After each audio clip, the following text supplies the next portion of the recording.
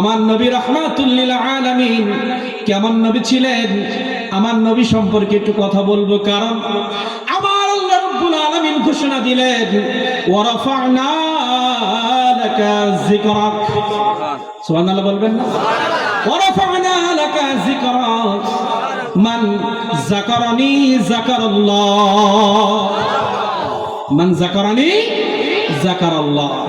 আমার আল্লাহ রাব্বুল আলামিন বলেছেন, পৃথিবীর জমিনে সব থেকে দামি আলোচনা, সব থেকে দামি কথা, আমি আল্লাহ আমার কাছে সব থেকে গ্রহণযোগ্য শব্দ, সব থেকে গ্রহণযোগ্য বরকতময় পবিত্র আলোচনা হচ্ছে আমার নবীর প্রশংসা। সবাই বলেন সুবহানাল্লাহ।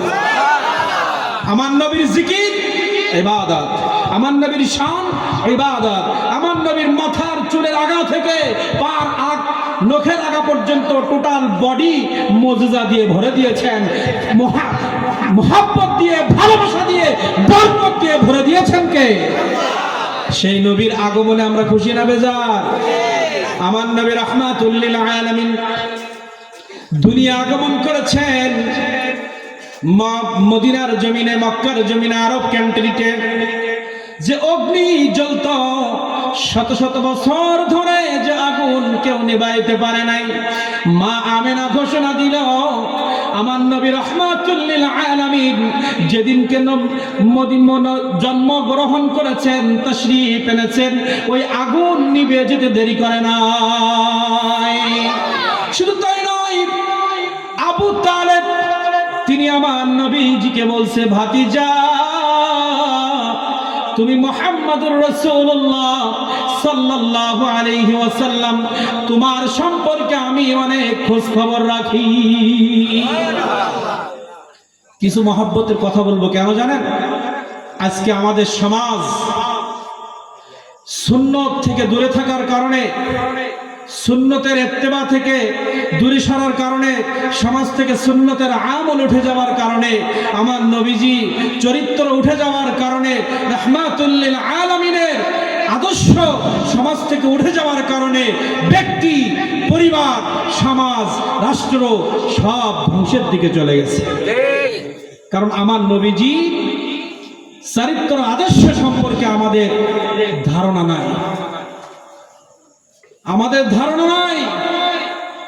আমরা আজকে যে পৃথিবীর গোলামি করতে গিয়ে, যে পৃথিবীর আদর্শ মানতে গিয়ে, নবীর আদর্শ বাদ দিয়ে পৃথিবীর আদর্শের গোলামি করার কারণে আজকে আমার ব্যক্তি জীবন ধ্বংসের দিকে, পরিবার ধ্বংসের দিকে, সমাজ ধ্বংস। রব্বুল আলামিন বললেন, হে পৃথিবীর মানুষ, পৃথিবীর কার দিকে তোমরা ঘুরছো? কোন সংস্কৃতির দিকে তোমরা চলছো? কোন মানুষের অনুসরণ করে তোমরা চলছো? আজকে আমার নবী, আল্লাহর ওলি, হক্কানি আলেম ওলামা বাদে যত মত, যত দল, যত সংস্কৃতি পৃথিবীর জমিনে চলছে, কিয়ামতের মাঠে সবাই তোমাদের মুখে লাঠি মেরে চলে যাবে। হাসরের ময়দানে একটা মাত্র আদর্শের ব্যক্তি, একটা মাত্র চরিত্রের ব্যক্তি, যিনি এখান 12 রবিউল আউয়াল মাসে পৃথিবীর জমিনে আগমন করেছিলেন উত্তম আদর্শ নিয়ে, উত্তম চরিত্র নিয়ে, কোরআন মাজিদ নিয়ে, যে নবী করিম সাল্লাল্লাহু আলাইহি ওয়াসাল্লামের কাছে আসতে দেরি, জান্নাতের সার্টিফিকেট পাইতে দেরি করে নাই, যে নবী মুহাম্মদুর রাসূলুল্লাহকে ভালোবাসার নজরে, ঈমানের নজরে চেহারা মুবারকের দিকে তাকিয়েছে, জান্নাত ওয়াজিব হতে দেরি হয় নাই। আর যে নবী মুহাম্মদুর রাসূলুল্লাহ সাল্লাল্লাহু আলাইহি ওয়াসাল্লামের দিকে ঘৃণার দিকে তাকিয়েছে, দুশমনি করেছে, শানে বেয়াদবি করেছে, পৃথিবীর যুগে লাঞ্ছিত, পরকালে জান্নাত থেকে বঞ্চিত হতে দেরি করে না। আজকে তার প্রমাণ কি? পৃথিবীতে যত সুন্নত বিরোধী অপসংস্কৃতির মধ্যে ঢোকার কারণে আমাদের জীবন বরবাদ হয়েছে, ঠিক কিনা বলেন? এখানে গবেষণামূলক অনেক কথা আছে, অনেক কথা আছে। আমি 5 মিনিটের ভিতরে কিছু শিক্ষা